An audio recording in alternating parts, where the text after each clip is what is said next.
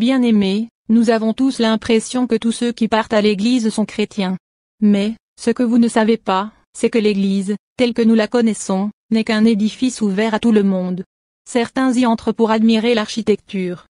D'autres y viennent pour faire croire aux voisins qu'ils sont chrétiens. Il y en a qui viennent à l'église, envoyés par leur père le diable, pour séduire les chrétiens, et beaucoup tombent entre leurs mains.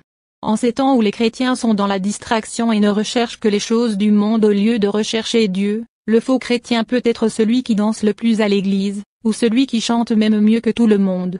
Il sera même celui qui arrivera le premier et sera régulier à l'église tout en sachant que ce sera juste pour un temps car il est en mission.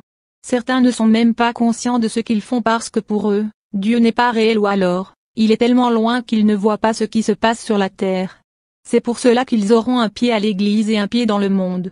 Cette dernière catégorie va donc forniquer, boire de l'alcool, bref, pratiquer tous les péchés que font les païens. Mais, lorsque l'on va à l'église et que l'on transforme Dieu en boutiquier, on a beaucoup de chance, si je peux le dire ainsi, de tomber sur un faux chrétien et de l'épouser. Mais, épouser un faux chrétien revient à épouser un Judas. Car Judas était aussi tous les jours avec Jésus mais il volait. Vous avez donc compris qu'aller à l'église ne signifie en rien être chrétien. Tout le monde, Satan lui-même, les mystiques, les sorciers, tous peuvent aller et être à l'aise dans les églises qui n'ont pas le Saint-Esprit. Certains pasteurs ou prêtres peuvent aussi être de faux chrétiens. Vous qui allez donc chercher les maris ou les femmes à l'église, méfiez-vous. Prenez le temps de demander à Dieu qui est la personne que vous avez l'intention d'épouser. Car, épouser une telle personne, c'est épouser quelqu'un qui va vous battre, ou alors vous tromper ou vous maltraiter sans état d'âme. Ils n'ont pas réellement donné leur cœur à Jésus et ne lui appartiennent pas. Nous rencontrons donc aussi des chrétiens de surface dans les églises et je vous conseille de ne pas les épouser.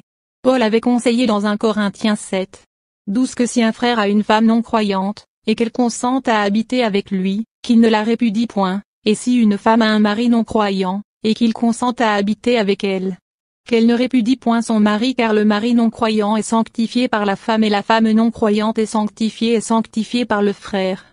Autrement, vos enfants seraient impurs, tandis que maintenant ils sont saints. Dans ce cas de figure, il s'agit des personnes qui se sont connues lorsqu'ils étaient tous les deux païens, puis, l'un des deux est devenu chrétien. Vous comprenez donc que la situation est différente du chrétien qui trouve un faux chrétien à l'église alors que dans son âme et conscience, il est persuadé qu'il épouse un chrétien.